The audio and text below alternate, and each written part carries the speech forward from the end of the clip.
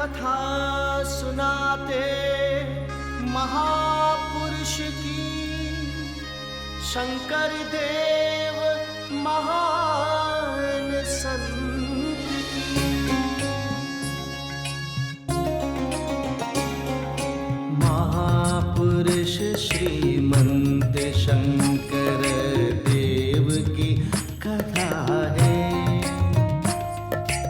अमृत वचन सुनाते शंकर देव ने कहा है। कोटि जन्म जन्मांतर जिसके महापुण्य संचित होंगे, वही कदाचित मनुष्य कुल में भरत भूमि पर आएंगे। विधि का विधान बड़ा ही विचित्र है। श्रीमंत शंकर देव का जीवन विधि के इसी विचित्रता से पीड़ित होता रहा। बचपन में परिवार के बड़ों का मरना और अब अपनी पत्नी का इस लोक से चले जाना बड़ा ही दुर्भाग्यपूर्ण है। पत्नी वियोग के बाद शंकर देव का मन भी विचलित होने लगा। मन की शांति के लिए तीर्थ यात्रा एक प्रभावी उपाय है, यही सोचकर उन्होंने भारत भ्रमण का मन बनाया। प्राकृतिक आपदाओं से पीड़ित रहने के कारण पूर्वोत्तर भारत शेष भारत से कटा कटा सा ही रहता था, परंतु ऐसी विपरीत स्थिति में भी भारत भ्रमण का संकल्प लेना ये बड़ी बात थी। शंकर देव ने उस कठिन कार्य को पूरा करने के लिए अपने ही द्वारा किए जाने वाले एक सामाजिक सुधार के विपरीत जाना स्वीकार किया।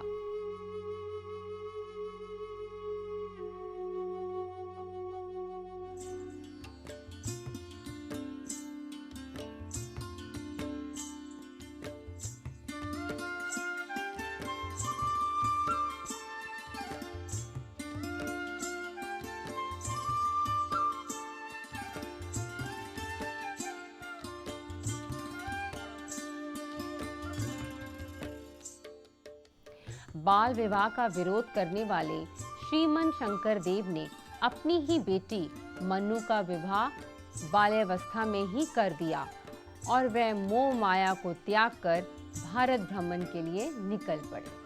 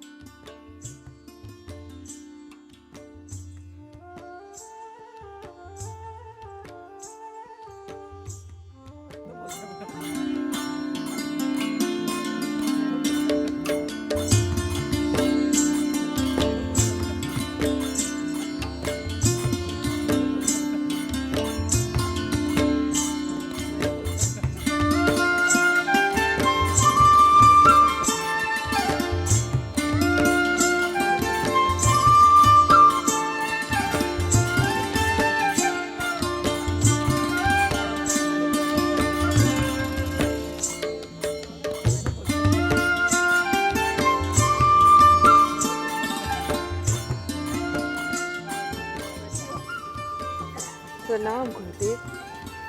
अरे आप लोग बाहर क्यों खड़े हैं? कुछ नहीं गुरुदेव, आप भीतर चलिए। मैं तो भीतर जाऊंगा, पर आपको भी मेरे साथ आना होगा। नहीं नहीं गुरुदेव, हम यही ठीक है, हमारा स्थान यही है, आप अंदर जाइए। नहीं नहीं, आप लोगों को भी मेरे साथ आना होगा। चलिए मेरे साथ। हरि बोल हरि बोल हरि बोल हरि बोल हरि बोल हरि बोल हरि बोल हरि बोल हरि बोल हरि बोल हरि बोल हरि बोल हरि बोल हरि बोल हरि बोल हरि बोल। आप लोगों ने हरि बोल नहीं बोला?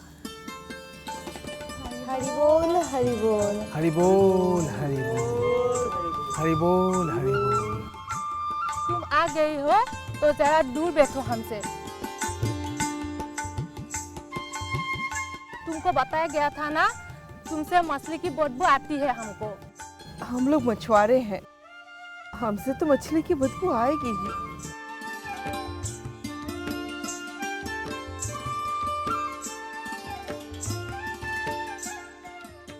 ठहरिए राधिका देवी,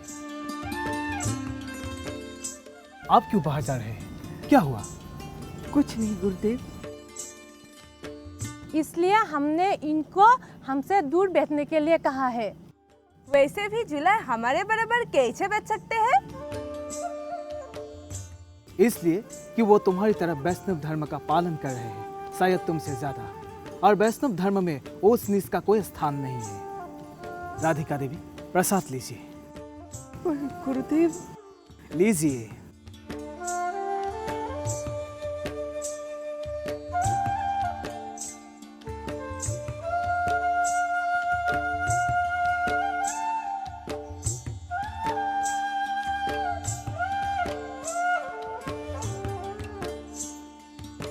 ये मेरा आदेश है, जिस किसी को इनके हाथ से प्रसाद ग्रहण नहीं करना है वो नामघर से बाहर चले जाइए। आज के बाद अगर राधिका देवी यहाँ है तो प्रसाद यही बांटेंगे। बांटिए ना प्रसाद।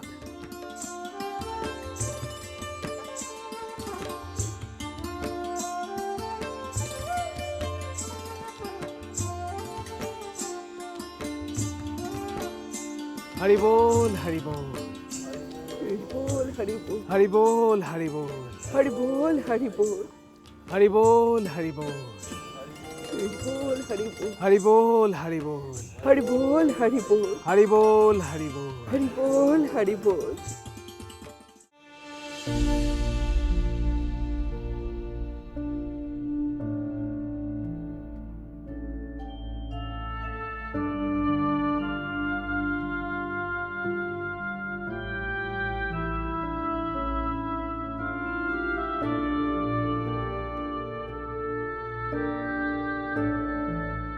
किसी को भेज के राजवैद्य को बुला ला। क्यों? ऐसा क्या हो गया? लगता है सूर्यवती को ज्वर आ गया। कल रात तक तो सब कुछ ठीक था। आप चिंता ना करें, मामूली सा ताप होगा। उसका सारा बदन जल रहा है। इतना तेज ज्वर? वे तो शायद 2 दिन के लिए बाहर गए हैं, नामघर से पता चला है। तो सूर्यवती की सुरक्षा कौन करेगा? आते में आयुर्वेदाचार्य है जो वाराणसी से आए हैं, मैं उनको बुला लाता हूँ। हाँ हाँ, वही ठीक रहेगा। जा बुला ला।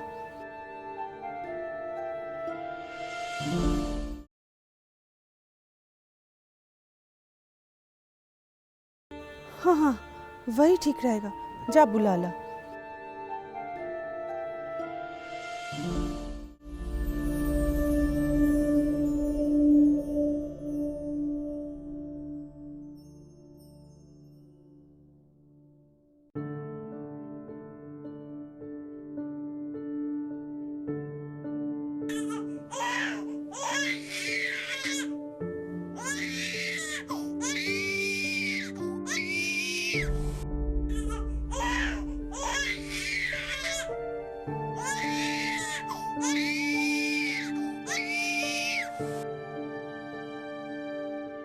लगता है मन्नू को भूख लगी है। इसे मुझे दे दीजिए, मैं दूध पिला देती हूँ। चंद्री, मनु को ले जा। रांधुनी घर में मैंने कपिला गाय का दूध गर्म करके रखा है, उसे जरा पिला दे।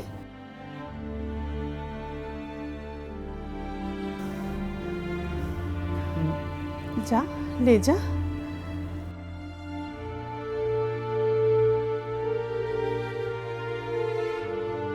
क्यों? मैं क्यों मन्नू को दूध नहीं पिला सकती? तुझे जड़ है ना, इस अवस्था में इसे दूध पिलाना ठीक नहीं है।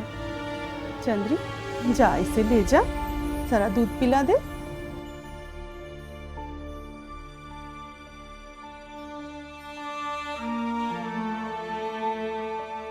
चंद्री, जा इसे ले जा, जरा दूध पिला दे।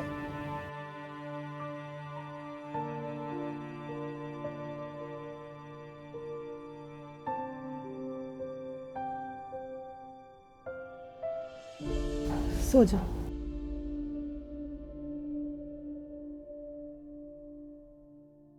सो जा।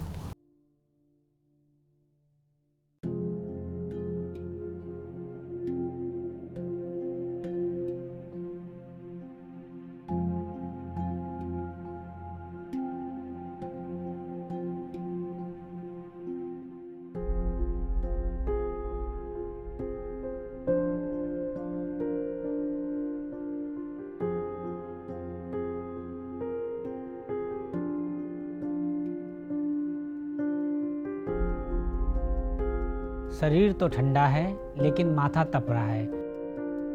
लगता है हमें आने में देर हो गई है। कल रात तक तो सब कुछ ठीक था।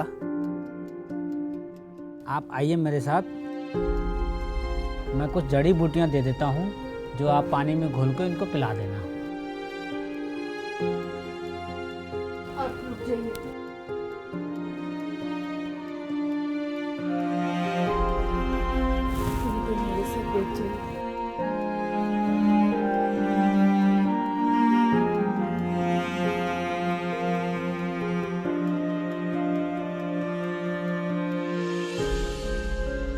मेरे सर में असहनीय दर्द है।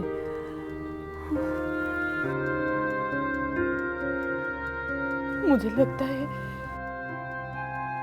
मेरा और आपका साथ यही तक था।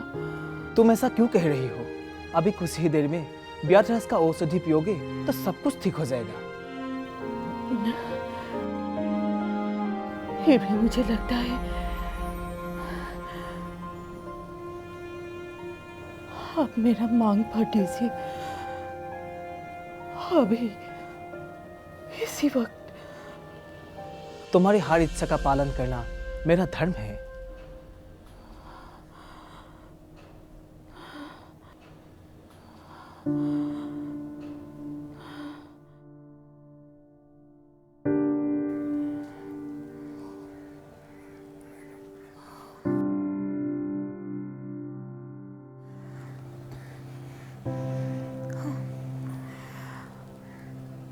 आप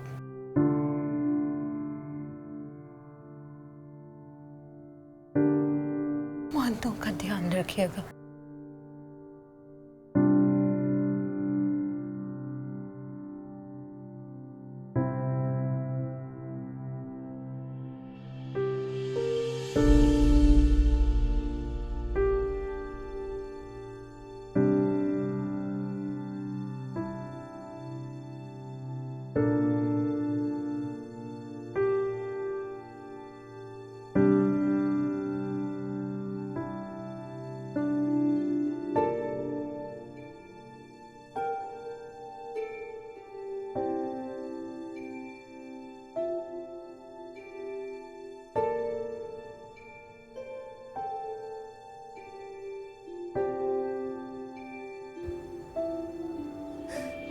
सूर्यावती,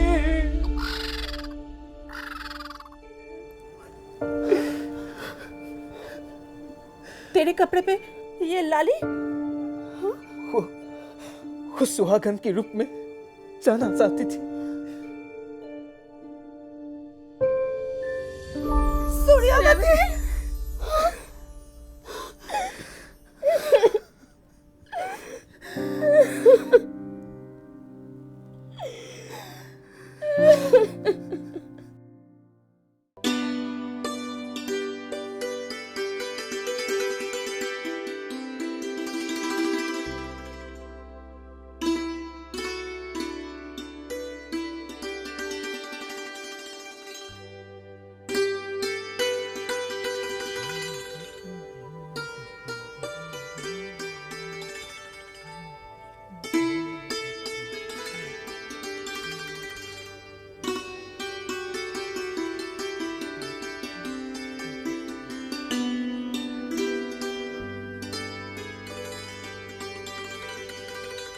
कहो कैसे आना हुआ?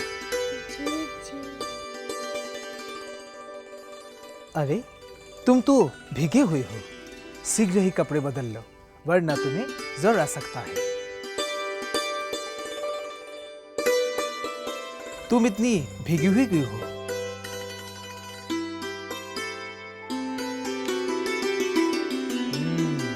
बाहर बारिश हो रही है इसलिए।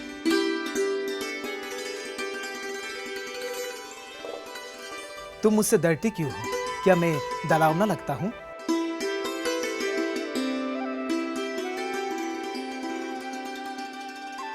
अरे चलो चलो हटो, जाओ यहाँ से।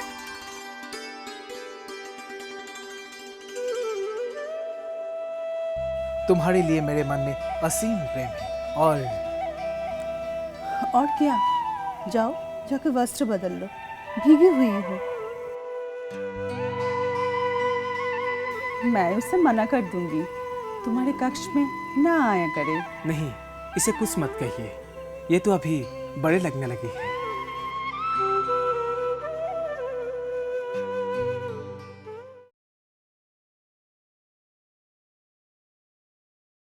नहीं, इसे कुछ मत कहिए, ये तो अभी बड़े लगने लगी है।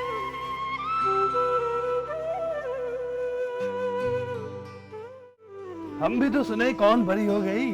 प्रणाम गुरुदेव। रहने दो, मेरा पैर मत छुओ। चलो बैठ कर बातें करते हैं। चलिए।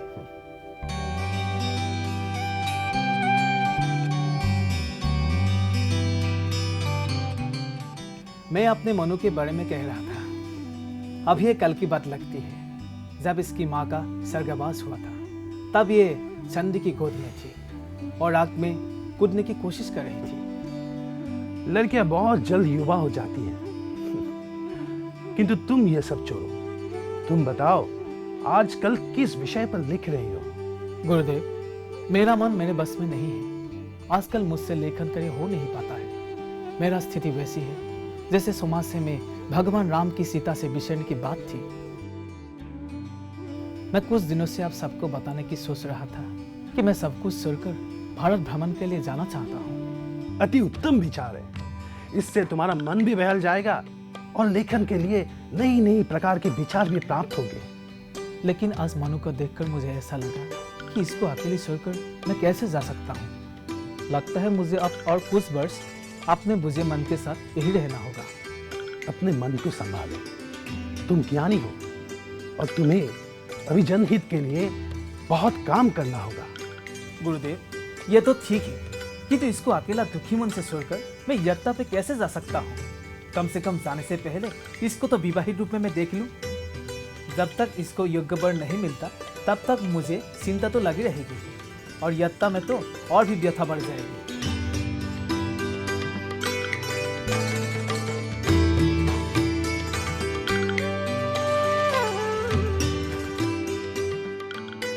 भीतर आते हुए सुना तुम्हें मनु के विवाह की चिंता है। तुम उसकी चिंता छोड़ दो। ये तो बहुत छोटी है। तुम जैसा मन तो किसी का नहीं है। कभी कहते हो छोटी है, कभी कहते हो बड़ी हो गई है। अब एक बात करो ना। इतनी कम आयु में हम इसको अपने से कैसे दूर कर सकते हैं? ये तो शायद विवाह की अर्थ भी नहीं जानते होंगे। और लड़की जब जन्म लेती है ना, बड़े तभी उनके विवाह के बारे में सोचने लग जाते हैं। उसे हम दूर कहाँ भेज रहे हैं? रामचंद्र को हमने बता दिया, उसका लड़का विवाह के बाद घर जमाई बनकर रहेगा। पर मुझे नहीं लगता है कि अच्छी बात है। इस उम्र में बालक बालिका का विवाह नहीं होना चाहिए। बाल विवाह एक अच्छी प्रथा नहीं है।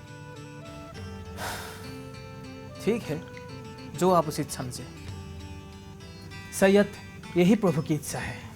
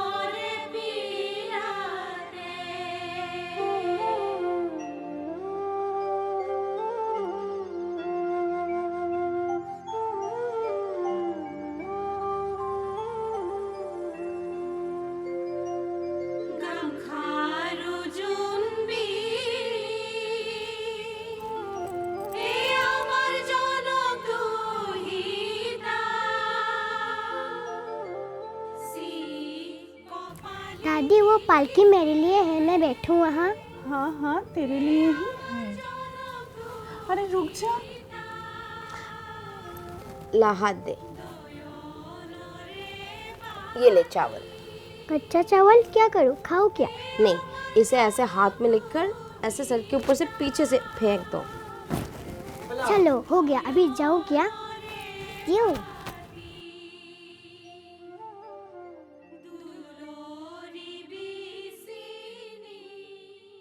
शंकर देव महान संत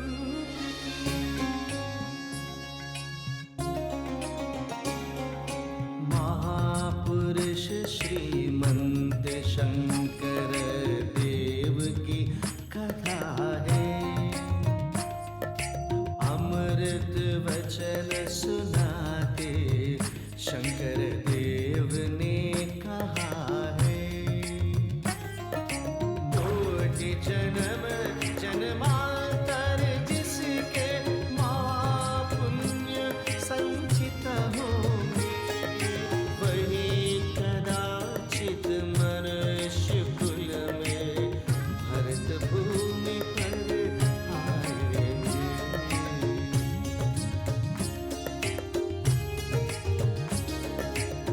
देवों को भी दुर्लभ है जो जन्म जिसे मिलता है, व्यर्थ कर